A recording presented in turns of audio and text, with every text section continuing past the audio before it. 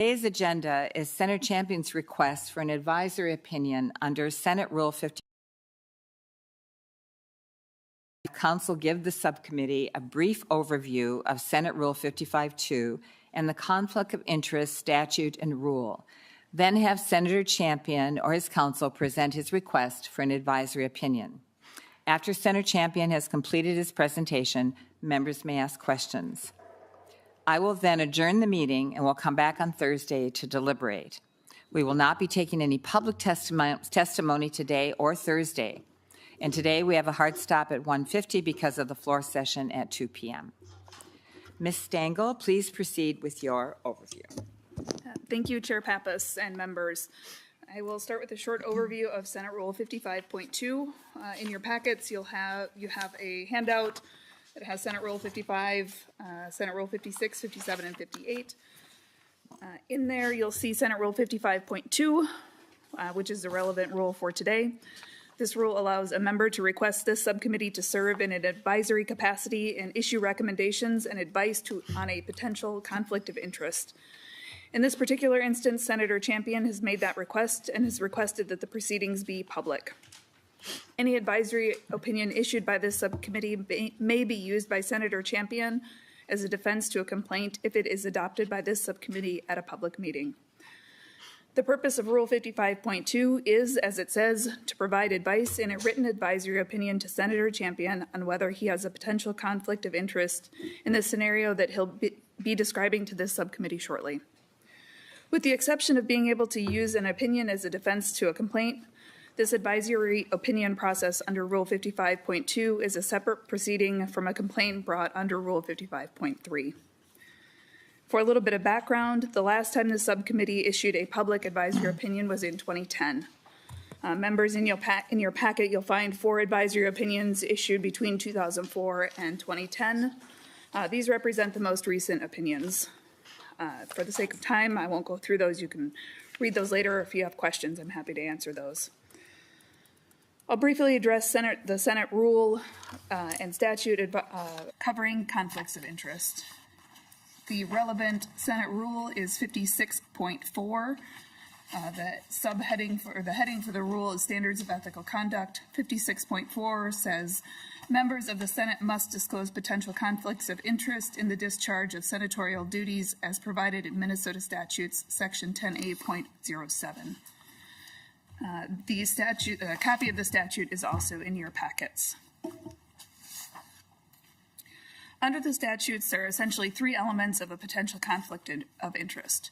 First, a senator in the discharge of their official duties is required to take an action or make a decision. Second, the action or decision is on a matter which will substantially affect the senator's financial interests or those of an associated business.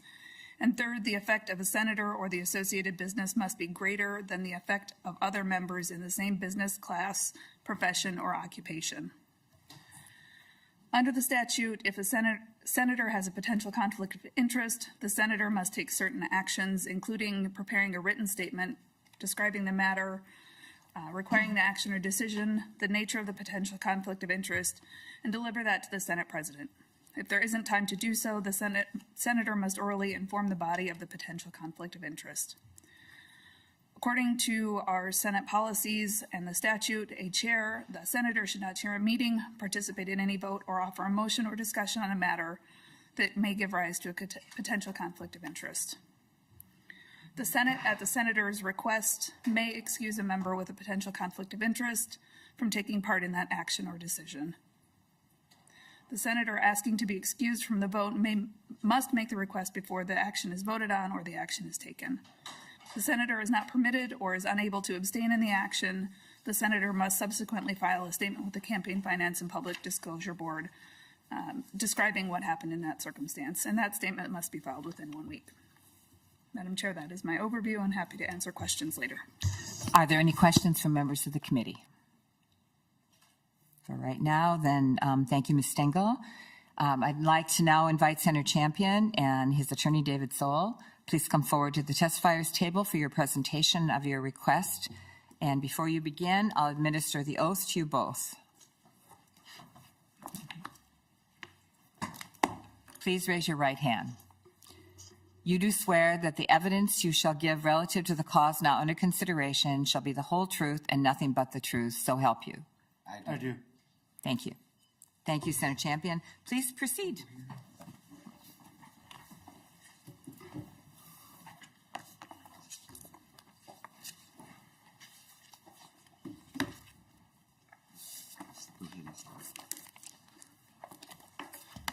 Thank you, Chair Pappas and subcommittee members. I'll make some brief introductory comments, and then Senator Champion will discuss the facts relating to his request for an advisory opinion. Just to identify you for the tape, thank you, Mr. David Soul. Yes. And then I will have some closing statements. I am David Zoll. I'm an attorney at Lockridge, Grindle, Mowen, and I'm appearing today on behalf and with Senator Bobby Joe Champion. Senator Champion requested an advisory opinion pursuant to Rule 55.2 that his past pro bono conduct representation of Salem Inc. and Reverend Jerry McAfee, an extension of his service to the community, does not create a conflict of interest under the Senate rules or Minnesota Statute 10A.7. We're here today because Senator Champion tirelessly works on behalf of North Minneapolis, his community, where he is a lifelong resident. Senator Champion was elected to the Minnesota House in 2008 and elected to the Senate in 2012.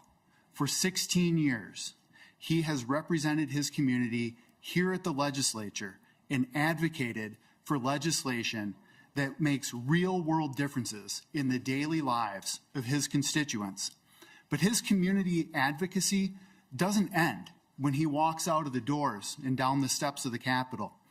He is active in North Minneapolis and supports the individuals and the organizations that are working in that community to affect positive change.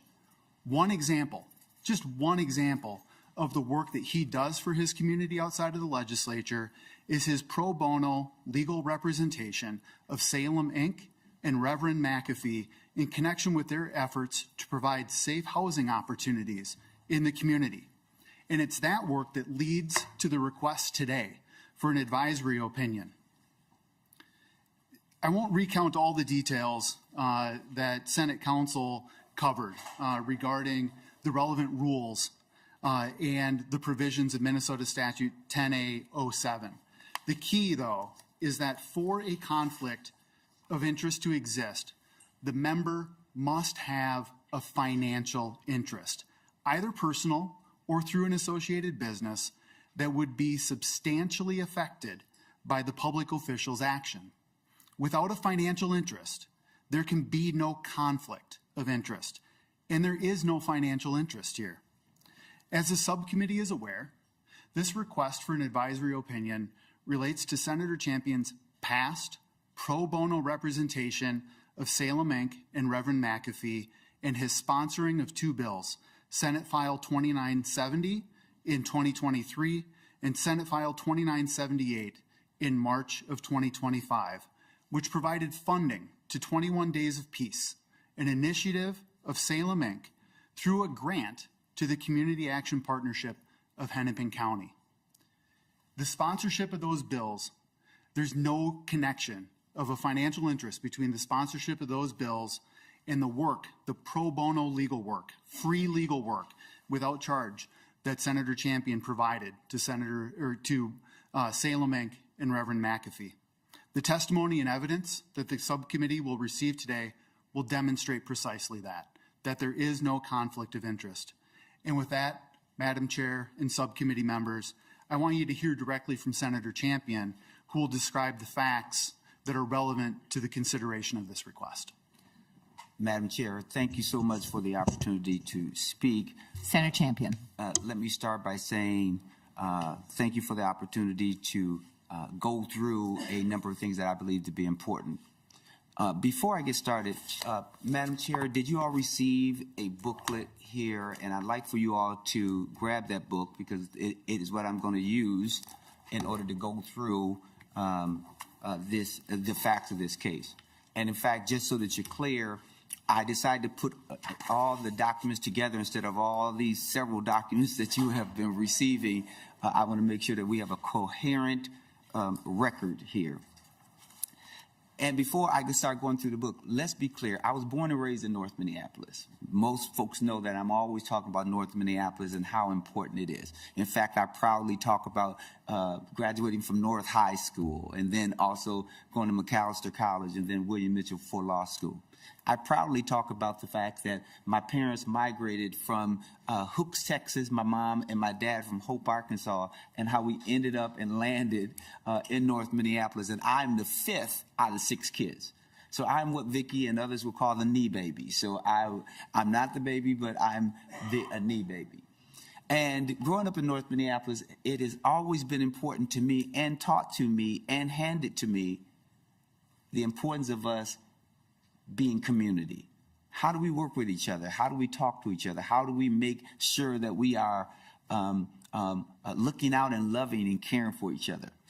That lesson is something that is always a part of who I am and will continue to be a part of who I am because that's who I am. And so if we could start here. Members, if you'll go to that black book that I asked you to look at and go to exhibit number 1. Exhibit number 1 is my letter stating that I, wanted to make sure that I stayed for the record that all the work on this file that is the subject of this from 2022, that I did it pro bono. I never received any funds at any time for my representation, and I had no expectation of receiving any money.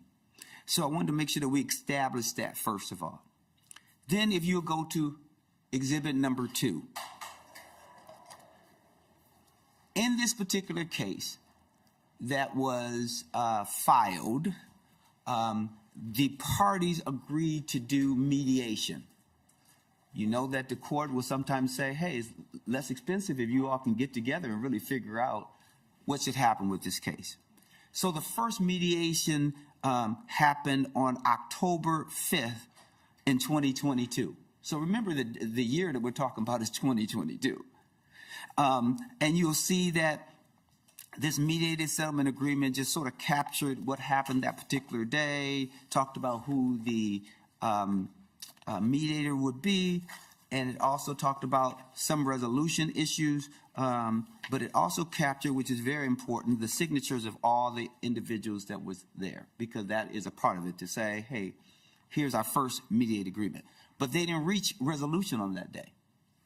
There's a lot of discussion that had to happen and continue. So as a result of that, you will see, if you look at exhibit number 3, which is the most important to me, exhibit number 3 is the mutual settlement agreement and release. Let me say that again. The mutual settlement agreement and release. Those words are important because this is when the parties resolved all the issues. They were clear what the payment structures were going to be, what was going to happen with different properties. And remember, this is a real estate foreclosure matter that I'm helping with. And to show you exactly what this is about, and remember, at the top of the page, it talks about this is effective as of the 7th date of October 2022. It named the parties, and it's important for you to remember and release because I want you now to go to page number 3. If you go to page number 3 of that same document, page number 3 and number 2, the title is dismissal. This is important because it says, as a part of this agreement, the parties agree that each of the lawsuits shall be dismissed without prejudice and without attorney's fees and cost to any party by executing and filing as agreed herein. The stipulations for dismissal without prejudice and proposed orders for dismissal without prejudice attached here to as exhibits numbers 10 through 14. That's going to be important. So put a pin in that is what some people would say, because I'm going to come back to that exhibit number. Then it would be important for you to know that if you go to number 7 where it says binding effect, it says the terms of this agreement shall be binding on and be enforceable against and shall inure to the benefit of the parties hereto, jointly and severally, and insurers, sureties, heirs, successors, personal representatives, parents, subsidiaries, affiliated companies, employees, agents, and assigns of each. So it's binding. And you might ask the critical question, when is it binding? Well, if you look at number 8 on paragraph 4, it has signatures and counterparts. Here's what that language says, members, and I hope you're following along. This agreement may be executed in counterparts, including by electronic submission, and is effective when each party has executed the counterparts. If you look at this, it tells you when it's effective, when all parties have signed. And members, if you look on that same page and then go to page 5, all the parties signed. All the parties signed this agreement on October 7, 2022. Now, remember when I said put a pin in it, and I asked you to think about the dismissals, and I said exhibit numbers 10 through 14? We'll now go to those exhibits that's a part of this exhibit number 3. All you got to do is turn the pages, because all this is a part of this agreement, and go to exhibit number 10 in this same exhibit. Don't just stay in exhibit number 3 and go to exhibit number 10. And if you go to exhibit number 10, that's all a part of exhibit number 3, you will see this. Just to make sure I'm walking you through this. Exhibit number 10, remember this is the whole entire agreement. It has exhibits, it has a number of exhibits, and it's all the agreements between the parties that show that everything is resolved and done. In exhibit number 10, it gives you what? Your first dismissal without prejudice. And if you look at exhibit number 10, we also had the date that we were thinking that these were going to be signed by. And you see the date on exhibit number 10 that is a part of exhibit number 3? December 7th, 2022. That's key. December 7th, 2022.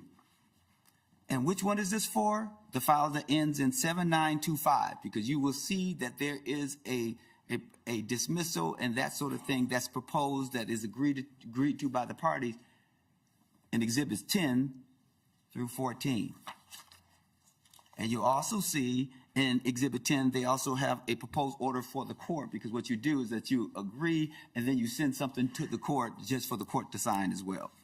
Then go to exhibit number 11. It's in that same exhibit number 3. We now have it for the file that ends in 7920. And what is the date? December 7th, 2022. That is when we signed. That's when we believed that it was going to be signed by. And then you also, again, have a proposal that goes to the court, who in this matter would have been Judge James Moore. Then you go to exhibit number 12. It is for the file that ends in 9783, because in this real estate foreclosure matter, there were 4 cases. And you'll see the dismissal without prejudice. What's the date again? December 7, 2022. And then again, you have the order for dismissal without prejudice. Then, members, if you go to exhibit 13, which is in that same exhibit, you'll see dismissal without prejudice for the file that ends in 7991. What's the date? December 7th, 2022. And again, you will have an order that you send to the court as well, because this is what was already agreed to. This is what is supposed to happen. We believe that it's going to happen by that date. Then if you go to exhibit number 14, exhibit number 14, again, you have a dismissal without prejudice, and that's for the file that ends in 9031. What's the date? that we believe that it was going to go forward, December 7th, 2022. And again, the order for dismissal. Why are those things important is because that's a part of the agreement that was made on October 7th, 2022. Everything had been resolved on that particular day. There was nothing left over to be resolved on that day. And so, members, now you can go to exhibit number 4 because, you know, we've been looking at exhibit number 3, and I walked you through exhibit number 3. Now go to exhibit number 4. Exhibit number 4 is a letter dated April 15, 2025, and this letter comes from Salem, Inc. This letter states, this letter is to verify that Senator Bobby Joe Champion, in his legal capacity as an attorney, represented Reverend Jerry McAfee and Salem, Inc. in litigation filed by the Superior Finance, Inc. The service provided by Senator Champion was pro bono. The matter was resolved by mutual settlement agreement and released on October 7, 2022. Senator Bobby Joe Champion did not provide any further legal services to Salem, Inc. or Reverend McAfee after that date. The only action required by the settlement agreement was for the plaintiff's attorney to file orders for dismissals without prejudice on all cases related to the October 7, 2022 fully executed mutual settlement agreement and release. All further legal matters were handled by a hired attorney to represent Salem, Inc. and Reverend Jerry McAfee. For the matter that we are looking at and what was discussed on October 7, 2022, all my work had ended. Now, some of you might suggest that there were dismissals filed after those dates. Any work for filing dismissals is the responsibility of the plaintiff's attorney, not the respondent's attorney, because the plaintiff's attorney is the one who filed the initial lawsuit. We agreed to all the language. We know what those should say. So those orders for dismissal not done on those days by the plaintiff's attorney doesn't change anything for me because all the work had been done and completed. I agreed to the dismissal in any shape, form, or fashion that you want to present it because it's already done. It dismisses cases. It does not prolong the case. There's nothing else to work through. So that's what you'll see in Exhibit 6, where he filed them instead of December 7th on February 6th.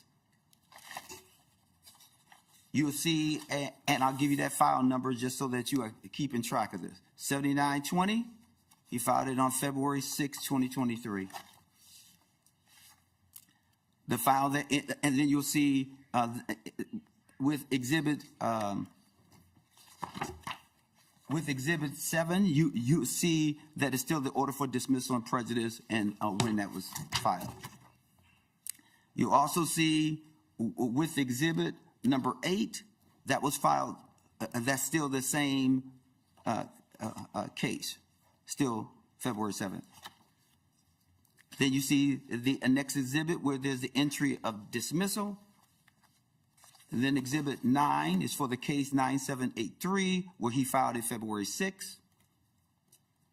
That's also reflected in Exhibit number 10 for that case, and which is the case that ends in 9783. And then if you look at Exhibit 11 is when the court entered dismissal on February 21st, 2023. Then if you look at Exhibit 12, again, dismissal that was filed there, but he filed it on, it appears to be February 6th again. And that is for the file that ends in 7991. And then, of course, you'll see that same corresponding information in Exhibit number 14 and Exhibit number 15. And then Exhibit number 16, it looks like there was an entry March 27, 2023, because the things have been filed and done earlier. Members, last but certainly not least, Exhibit 17 is for the case that ends in 9031, where he being the plaintiff's attorney, filed that on February 6, 2023. And then there was the order for dismissal that was done in that particular case as well. And that order for dismissal was done by the judge on March 31st, 2023. And then, of course, the dismissal. Members, the reason why I thought it would be important to methodically go through these cases and to talk about them is because as the respondent's attorney, I was not responsible for, and nor am I criticizing the plaintiff's attorney, because I'm not criticizing him, because he filed the dismissals after the dates that we contemplated, but he filed the dismissals pursuant to the October 7, 2022 agreement. After that date, I had nothing else to do with the case because there's nothing for me to do. Not to review anything, not to discuss anything, because it was done. So when I put forth the bill in question in 2023, is vastly different from a real estate foreclosure issue, because that had nothing to do with the bill. The bill I responded to was because there was excessive violence that was happening in my community. That's been happening for a long time, where people were dying. Babies were getting shot. We knew there needed to be intervention in some shape, form, or fashion, and that's what happened. And to respond to that, we put forth this job / community intervention initiative. Not only to stop the violence, but also to encourage the people who were working, because hopefully they would think about a job, a career in law enforcement or mental health or in chemical dependency, whatever it is. That's what happened. Wasn't anything else. And I, at the end of the day, was in the same financial position when I started the case, when I ended the case, with zero. My financial position did not change. I didn't expect it to change, because a part of what I do is to respond to my community, as other senators do, other part-timers do. So I'll stop and pause there, and I'll turn back to my counsel, and then I'll be prepared to answer any questions that this committee has.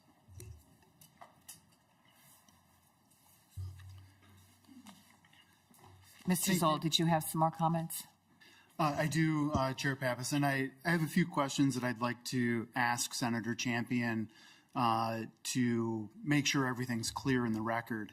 And I would just ask, would you prefer that the questions go through the chair, or can I just ask him directly? As in, Sorry, it doesn't usually happen. I think just ask him directly. Perfect. All right. I'm used to the courtroom a little bit more, and I know the process there. So, Senator Champion, with the stipulations of dismissal, are those filed like paper copies or electronically with the court? Electronically. And is there a physical signature that's applied to those? No. So when you walked through the exhibits 10 to 14 of the settlement agreement, which is Exhibit 3 in the binder, there was a signature line that had your name. It had a /S/ before it. Does that function as your signature? It functioned as my signature for that purpose, because we don't have to physically sign them, and it's easier when we think in terms of practice, because it's a dismissal. It's what I would call a way by which to just make sure that you are allowing the court to see what's going on. So is it fair to say that with your electronic signature on those documents, it was in the plaintiff's attorney's hands, nothing else required of you for those to be filed? That is correct. Nothing else is required. He doesn't have to call me. He doesn't have to say anything, because we had already agreed as to those dismissals. Once the stipulations of dismissal are filed, Do the parties control the timing of when the final order dismissing the case is issued? No, I wish we could, but a judge would tell you they will do it in their own time. Okay. So the fact that there may have been a stipulation filed February 6th, and then the order dismissing the case is 4 or 6 or 8 weeks later, that's not something the parties can control. You cannot control that. Okay. Were you paid for the legal services you provided to Salem Inc. and Reverend McAfee in these matters? As I mentioned earlier, no, and I had no expectation of payment. So it's not as if I expect to be paid and they failed to pay me. I had no expectation of payment because I was doing it pro bono. From the beginning of your engagement on? From the beginning on. Were you paid for any legal services you provide to Salem Inc. or Reverend McAfee in any other matters? No. At any time? No. I think you commented on this, but I just want to ask you again. Why did you provide these legal services on a pro bono basis? Well, there's a couple of reasons. One, I am a community person, and when it comes to my community and nonprofits, especially churches, I will certainly step up if they need something. This particular church, not because they're exclusive, because I've helped and talked to other churches as well, and some that are here in the audience, is that New Salem has a special significance to my family. I told you that I was born and raised in North Minneapolis. My mom and my dad started going to New Salem in the very beginning. So even under the founder, Reverend Earl Hines, and I was just joking with one of the ministers that is sitting around the corner. I see Miss Walton. That our church, New Salem, at the time was across the street from a Trinity Tabernacle. Right, and I would often say that I would sneak over to Trinity Tabernacle from time to time to see what was going on over there, and so this is what I would do. So if community asks and if there's something that I can do, I certainly will extend myself, because that is what being a member of the community is all about. And just to make sure things are completely clear on this point. Was your representation of Salem and Reverend McAfee completed by the time you introduced either Senate File 2970 or Senate File 2978? Absolutely, which is also why I got a letter from Reverend McAfee that is a part of the exhibit that demonstrates that my work was all done. There was nothing else for me to do after October 7, 2022. And you mentioned that the representation that you did related to lawsuits in a real estate matter. Can you explain for the subcommittee why or how Salem Inc. and Reverend McAfee found themselves involved in a real estate matter? Yeah, and just to make sure I piggyback on that to finish out the previous question that you asked.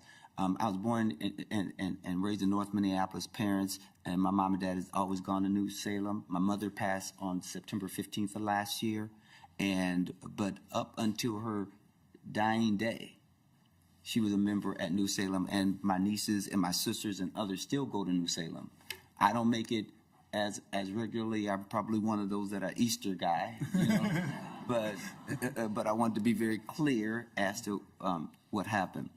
And so I just wanted to make sure. Now, just remind me again of that last question. What was the nature of the real estate matter? And I think of Salem Inc., I think of a church. I think of Reverend McAfee. I think of a reverend. I don't think of real estate brokers. So what's the nature of that matter? Without over-talking you, sorry about that. One of the things that New Salem has been involved with is providing housing, trying to close the gap between, African Americans and other members of the majority community.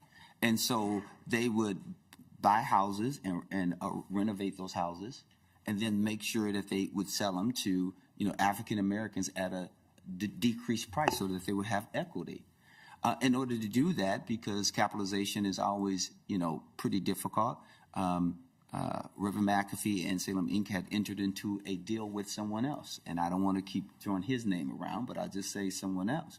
And there was a dispute over if property should go one place or another place, or how to repay some of the money that was borrowed from the person. And it had two friends go at it with each other, and it ended up in a lawsuit. How do I know that? Because I'm a member of the community. People talk about it, right? I've not been intimately involved. I don't, own any business that does any business with them. Nothing, right? I just know this from being a member of the community. And sometimes in community, certain things about people, good or bad, sometimes in ways that you shouldn't. But this is something that I know about New Salem, and Salem in particular. Okay.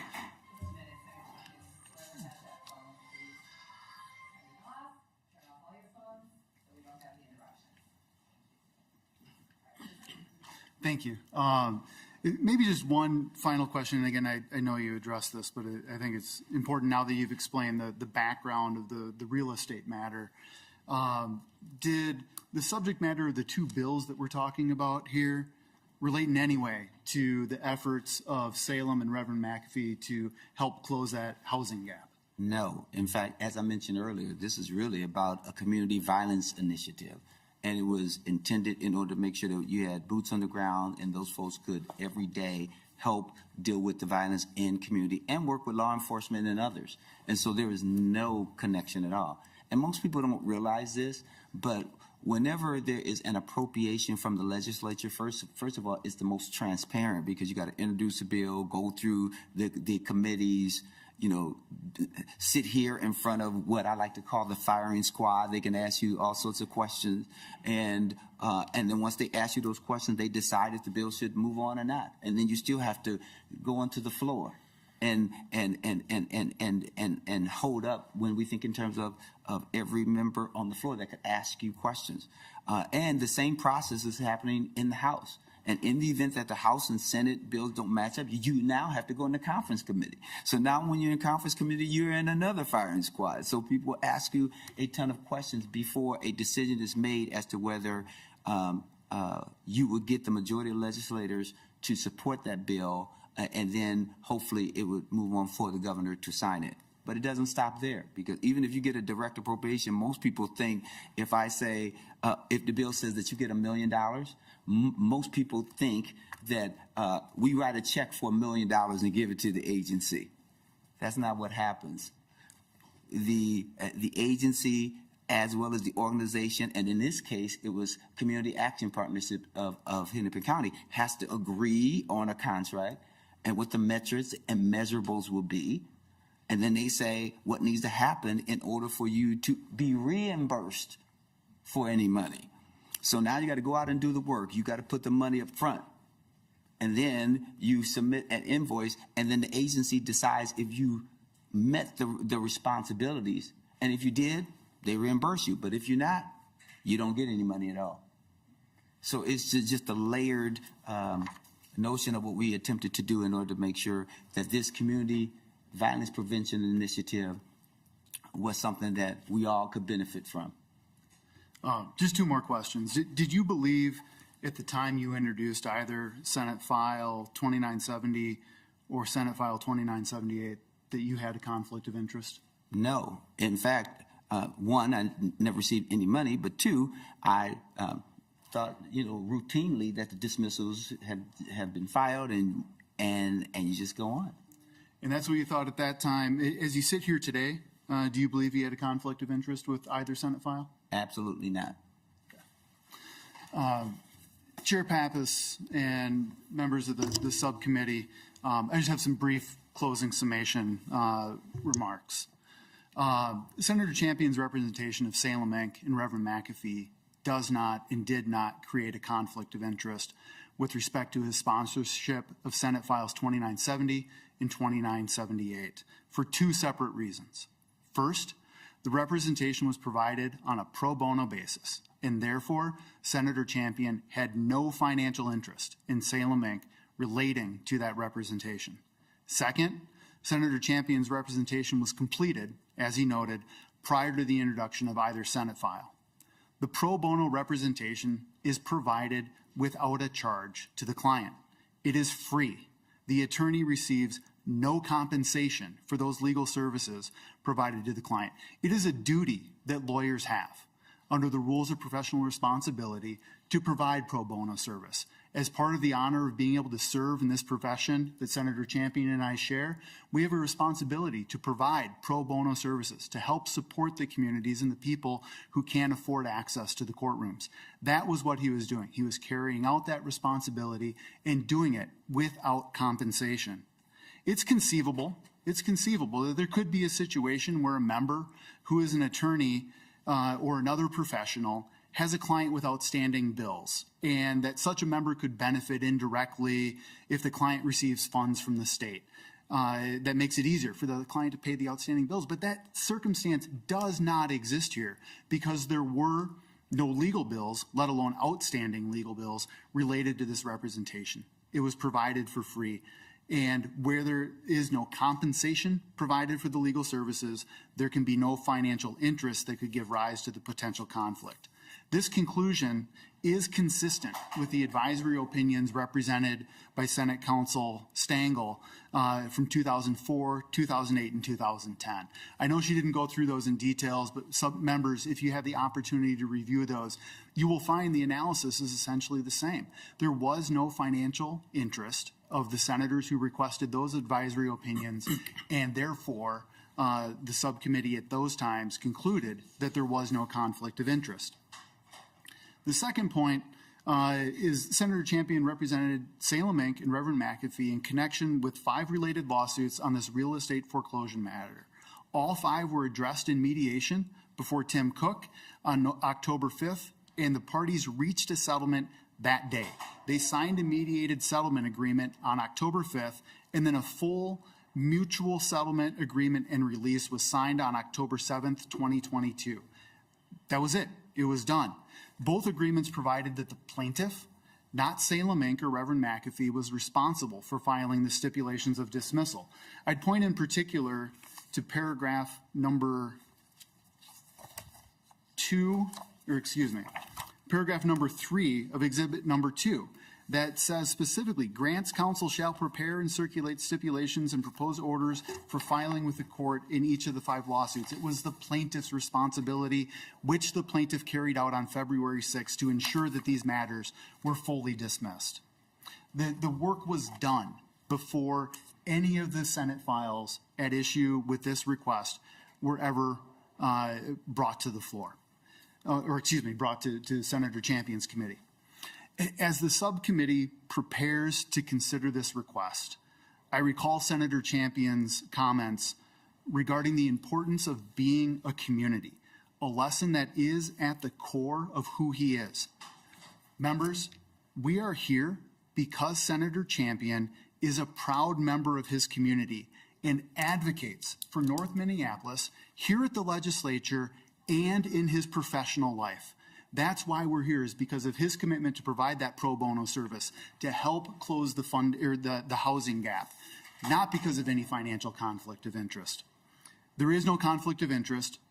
The pro bono representation does not and cannot create a financial interest, and Senator Champion's representation of Salem Inc. and Reverend McAfee was completed prior to the introduction of the Senate files. Accordingly, Senator Champion respectfully requests of the members an advisory opinion pursuant to Rule 55.2 that Senator Champion did not have a conflict of interest with respect to Senate File 2970 or 2978. Thank you, Mr. Zoll and Senator Champion. Members, if you have any questions, we'll proceed with those now. But before I open the floor to questions, I'd like to remind the subcommittee that Senator Champion has requested this subcommittee to serve in an advisory capacity under Senate Rule 55.2 and to issue a recommendation and provide its advice as to whether he has a potential conflict of interest. There is no disciplinary aspect of this process. There is a separate proceeding from the complaint brought by Senator Kroon against Senator Champion, but we're not talking about that complaint today. There's a hearing scheduled to determine probable cause on Friday, May 2nd to handle that matter. Members, are there any questions for Senator Champion? I have one while you're thinking. Senator Champion, just curious, approximately how many hours of pro bono work did you provide in this situation? Do you keep track of your hours? Madam Chair, the number of hours, it was probably like 40 hours. if not 50 hours. I can think of just at least one of the mediation days being like 12 to 13 hours, right? And then the other, work around the clock in order for them to be able to come to some agreement. It's a lot of time that I spent on that case. Okay, thank you. And then I just had another question about Senate Bill 2970, the 2023 bill.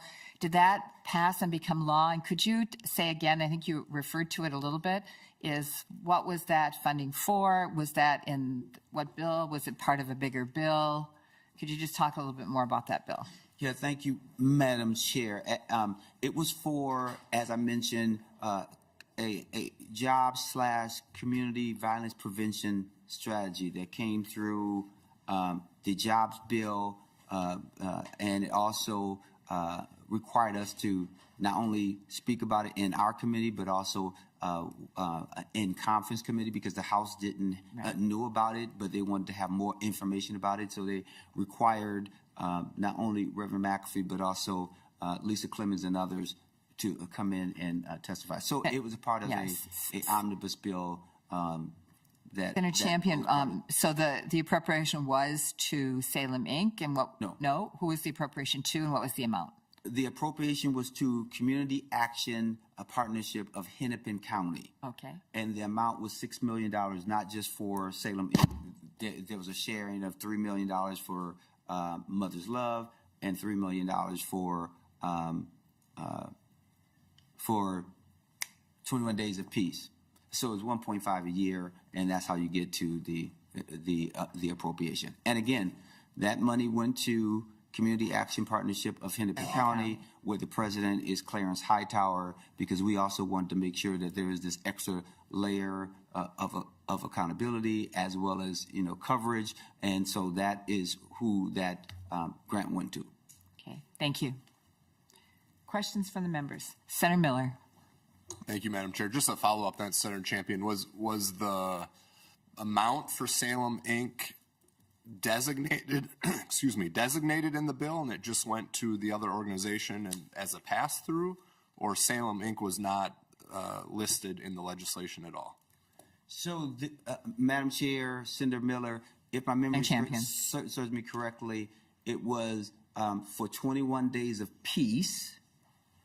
That's how it was named, if my memory serves me correctly, and then also to A Mother's Love. So Community Action Partnership was the pass-through. They entered into the agreement with DEED in order to make sure that all the information supplied and needed, they were the bridge between the agency and the other organizations to really make sure that they adhere to DEED's DEED's criteria. Members, Ms. Carlson will send you copies of the bill so you don't have to search for them in a later email. Senator Miller, any more questions? Yes, Senator Kunish.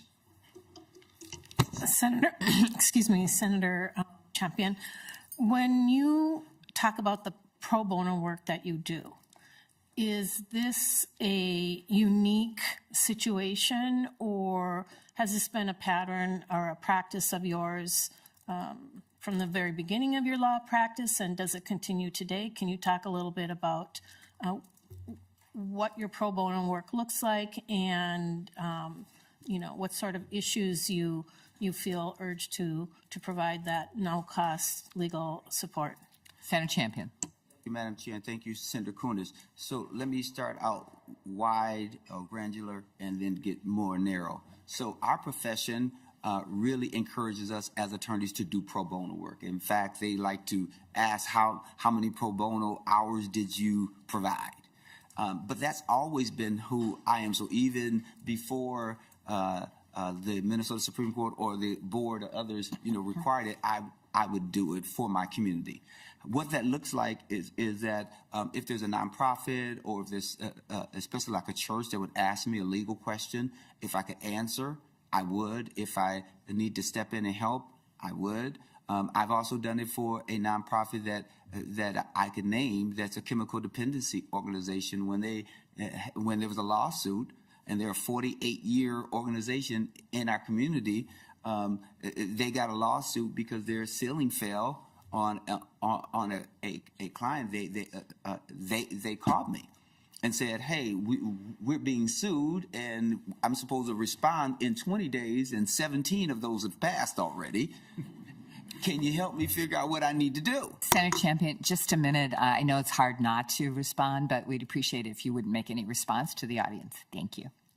And so they said, what are we supposed to do? And I said, okay, I'll file an answer just so you preserve your right. And then I did that. And then immediately I went into consultation with them. I said, do you have insurance? They said, yeah. I said, okay, you got to file a claim. And then when you file a claim, ask the insurance company to give you legal representation as well, because they should. They said, really? I said, yes.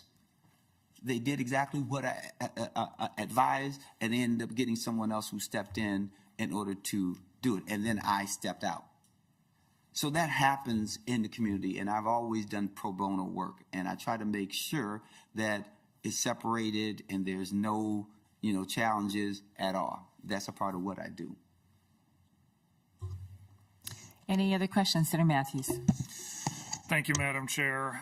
Guess the only question I'd have for Senator Champion, in hearing everything we've walked through today, both you gentlemen are well aware that under lawyers' rules of professional conduct, your ethical obligations to clients don't end at the conclusion of cases, that it's ongoing even afterwards.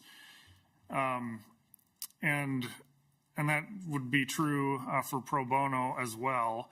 So the question I have is, in the committee hearings, which I've not been able to review yet, the committee hearings in 2023 or in 2025 about the bills in question, was there ever even an oral comment made about this entity being a previous pro bono client, even as short or as passing as just a notification of here's a prior relationship that we had?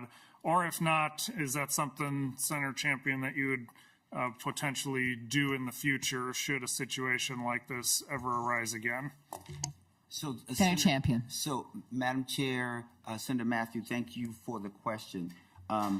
One is that there are no violations of any ethical rules. And in fact, when someone's, put in the ethical complaint, which is for a separate date and time, you still have the same responsibilities if they're a paying client or a pro bono service. The service and what you give someone never changes.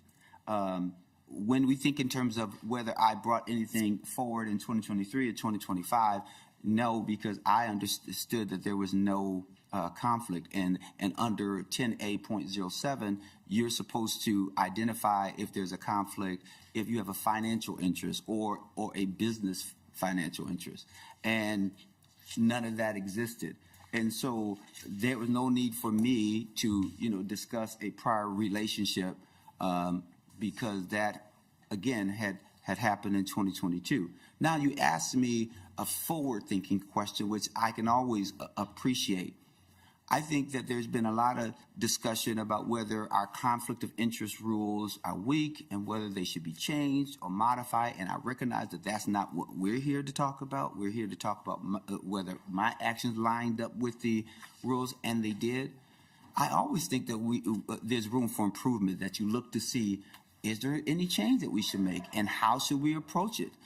How do we make sure that there's equity and fairness in professions? Because right now, when you think in terms of lawyers, you can track lawyers, but we don't track accountants and insurance brokers or real estate agents. Like, how do you do it, right? And should something be done, or at least that be visited? Yes, but that's at another time, another opportunity, and I always believe that there's room for improvement. Senator Matthews. Quick follow-up. Thank you, Madam Chair. Senator Champion, is there anything now with where you sit today where if we went back to the two previous hearings, would you have done anything differently in the two previous hearings? And if so, what would those potentially be? Senator Champion. So, Madam Chair and Senator Matthews, I wouldn't do anything differently because I didn't do anything wrong. I think that's first and foremost. Do I think that there's always an opportunity to revisit our rules in order to make sure that our rules are thoughtful and appropriate, sure, but I didn't do anything wrong from the perspective of finishing a case in 2022, not having a conflict. There would be nothing that would suggest to me that I should say something. Not to also mention the fact that what I represented him for was a real estate foreclosure action, and what we were talking about was a community public safety / employment initiative. But I don't want it to come across like, I don't ever believe that we should, rethink our rules. I recognize that even from 2007, some people raised in 2007 to say that there's always been these challenges with our Senate rules, whether we're talking about things that happen in other senators' districts and how do we do it where we are still applauded for being members of our community. We still should be members of our community, and there should always be a pathway to encourage us to be members of our community. And so that is what I believe is important to do. Senator Miller. Thank you, Madam Chair. There are a couple things that I'm struggling with today. But before I share what I'm struggling with, I'm going to share a couple things that I'm not struggling with. And I am not struggling with the fact that Senator Champion is a strong advocate for the community that you grew up in, the community that you represent. Not only are you a strong advocate, but you are a champion for the communities that you represent, and you should be commended for that. And I think the folks in the room today are here to show their appreciation to you, and it's a great sign for you to have this support from your community.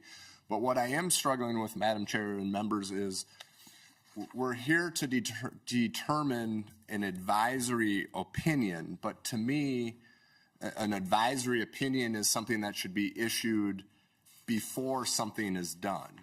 And here we are after the fact, and especially now that there's also a pending ethics complaint. So I'm not sure that we're in a position today to offer an opinion.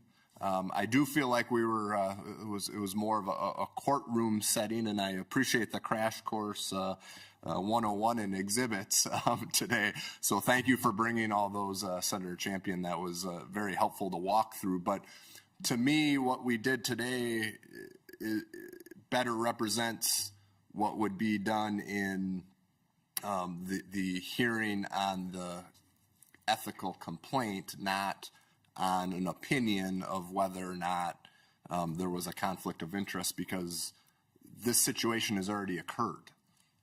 So it would be difficult for us to issue an opinion on something that's already happened, especially with a pending ethics complaint. So that's what I'm struggling with today, Madam Chair and members. Thank you, Senator Miller, and we can think about that for a couple days and then make our decision. There are several different options we could consider at the next time we meet, and one could be to do nothing.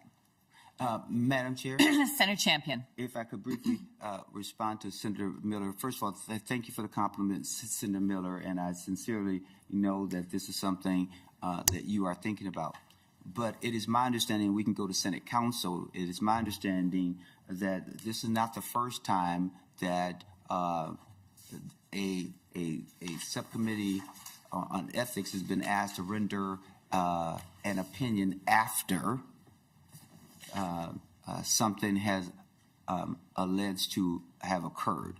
And so if I could pause there and ask Senate Council, Madam Chair, if we've had instances where there has been an opinion after as opposed to before. Ms. Stengel. Thank you, Madam Chair and Senator Champion. If you take a look at the opinions in your packets, members, there are 4 opinions that I referenced earlier, and each of them touch on a variety of different subjects. Some of them relate to bills that members had introduced and asked if they had a conflict of interest on bills that they had introduced. Some of them relate to employment, and others relate to complicated situations that I won't get into now for the sake of time, but all 4 of those opinions are not prospective, but relate to things that have already happened and are seeking advice on things that had happened.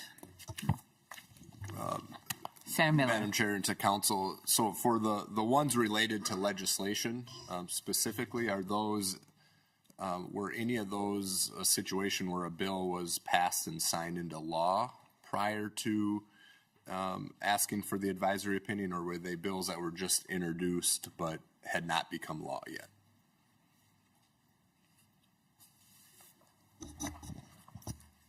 Ms. Tingle, sorry. Madam Chair and Senator Miller, I need a minute to consult my notes. I know in at least one of the situations, it was about introduced bills, but there was another one that was more complicated, and I don't recall if the bill was enacted or not. And Madam Miller. Chair, while she's looking that up, had I been on the committee whenever that was, I would still be struggling with the same thing because, again, to me, an advisory opinion is asking for something prior to it happening. I can see it maybe a bill being introduced and then asking if it's a conflict of interest, but after it becomes law. And again, I'm not saying I'm not taking a position other than it's just something that I'm struggling with internally. And Madam Chair, if I can say, Senator Champion. 2 years ago, when I introduced the bill for this initiative, there was nothing raised as a concern, not even from my own perspective, and believing that there wasn't a concern. Once different individuals started writing things in papers and making innuendos, I utilized the rules and said, hey, I could ask for this opinion. Because I do think that you're in a position to look at the rules as it sits right now and say, hey, all things given, did he have a financial interest? Did he have a business that have a financial interest that would require disclosure under our rules? If he didn't have any of those things, then it would not require disclosure. To me, that is what we are talking about. And the ethics issue is something that can be dealt with in real time. In fact, our rules also suggest that if there's an advisory opinion, you can also use that opinion if someone was to subsequently file an ethics complaint. And in fact, if you think about the timing, I made the request first. I voluntarily, asked this body to review this matter because I do not see a conflict, and it's one of those things that, whether it's before or after, the facts, in my opinion, have not changed. Senator Miller. Oh, all right. Senator Matthews. Thank you, Madam Chair. And just building on that, I was reviewing some of these older opinions that were provided to us just for reference as well, and asking that same question: where did they line up? Whether it was prospective or retrospective. And the closest one that I came to, I think, still differentiates from this case a little bit because it was, from my read of it, a policy provision that ended up in an omnibus bill that ended up getting vetoed. So I didn't see where it came into law. And it's the same opinion where the committee to the member of the same party indicated a negative on the conflict of interest, but then laid out a paragraph of how it still, in their opinion, did not meet the level of the accepted norms of Senate behavior. So there was kind of a two-prong approach that they took with that. Nonetheless, still with it, that was within the same legislative year during 2010, and I haven't seen any that is asking for the 2-year look back that we're having in this case today. And that's some of the discussion that I agree with Senator Miller about whether this is even meeting the definition under our Senate rules of a potential conflict of interest. Because potential, its working definition is usually something like it's capable of being but not yet in existence. It's latent or undeveloped.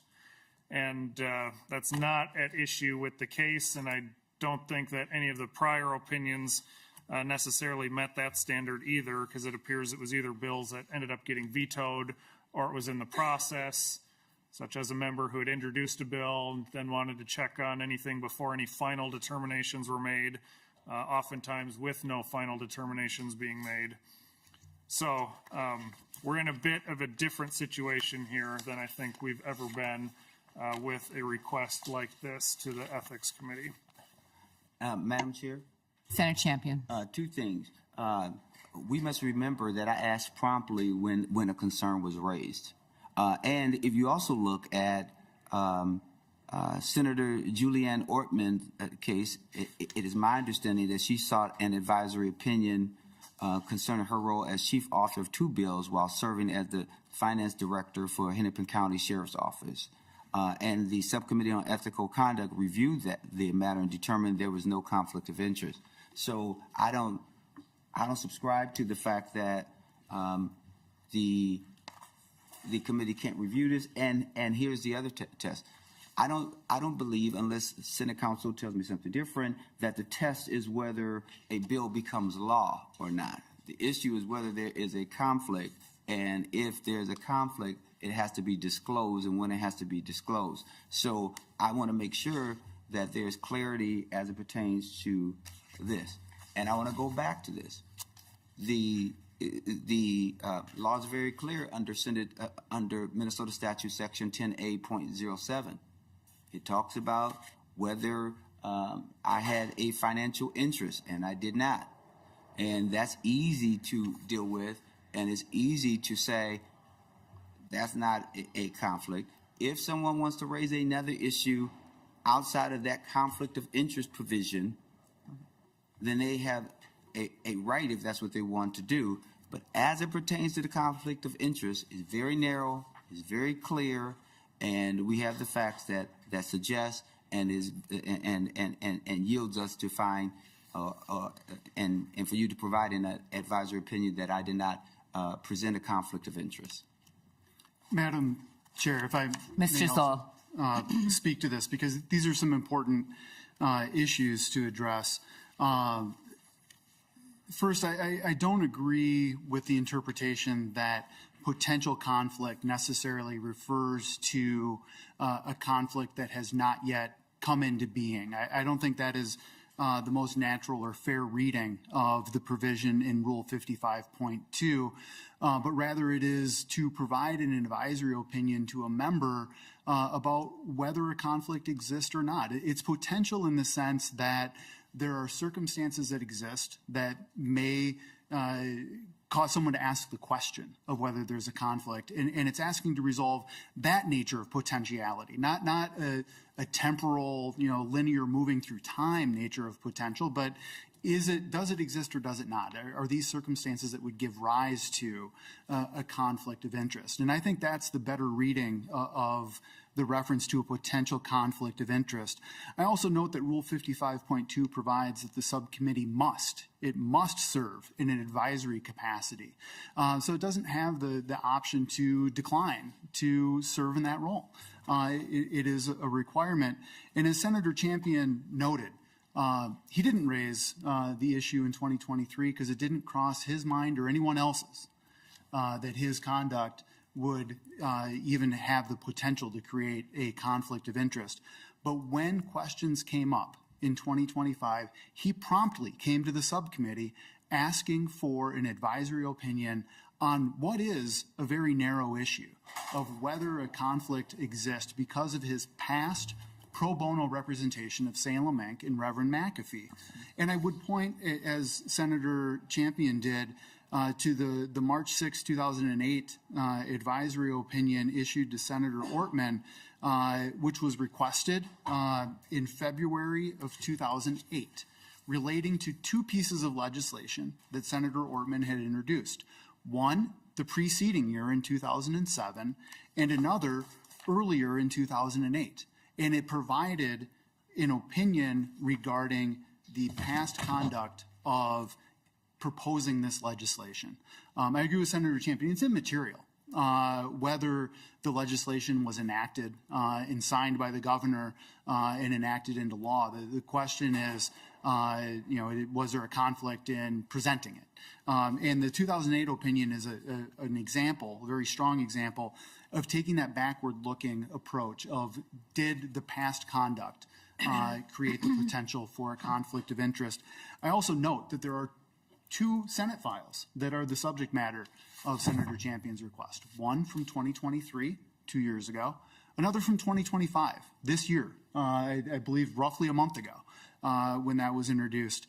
And I commend the subcommittee to look at the timing in 2008 with respect to the Senator Ortman request, and you'll see that this is precisely the type of situation where members of the Senate are allowed to come to this subcommittee and get guidance on these issues. And Madam Chair, if I Senator could Champion. one additional thing, I agree with everything my counselor said. The role that this committee must serve in is to also inform us for future behavior.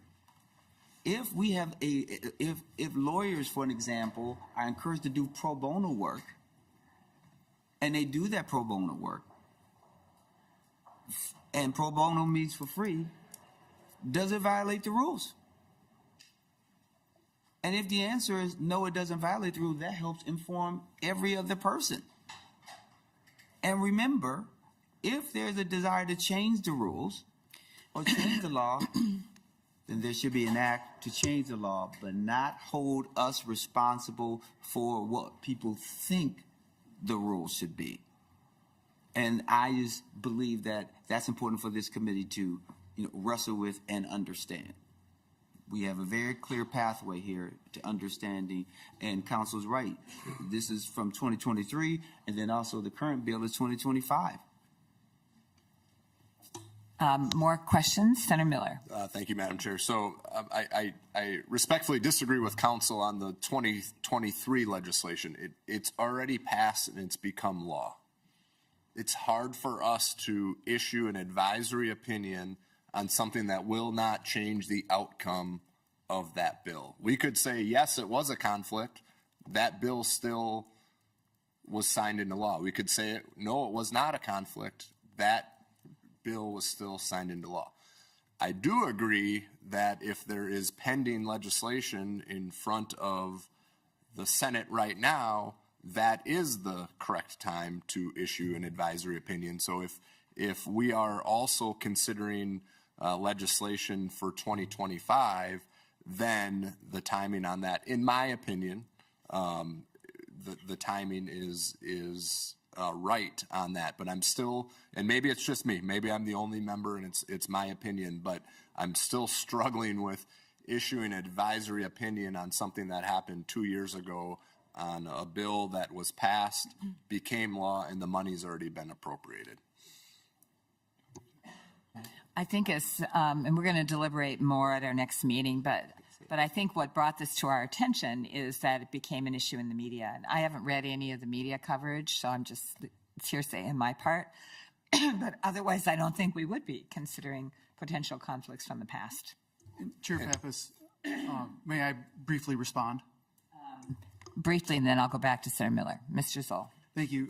Senator Miller, I understand the concern that you articulated, but I'd note that in no circumstance would action that the subcommittee takes on an advisory opinion affect a bill that has passed or not. It might inform the way the members debated on the floor, but whether it's in the nature of an advisory opinion or responding to the pending complaint, it doesn't change what happens with that legislation. So I think that the focus on the outcome of the legislation is, I understand your concern, but I think it is misplaced in this circumstance where the issue is resolving whether or not there was an ethical conflict. And I would also suggest that if it is the view that the legislation must remain pending, that would apply also in the nature of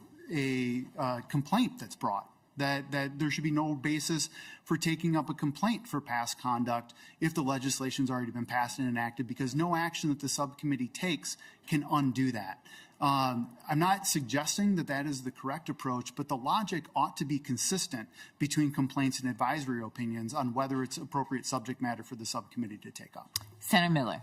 Thank you, Madam Chair. We'll have to agree to disagree on that. Or again, it's not necessarily a disagreement. It's just how it's something that I'm struggling with as a member of this committee.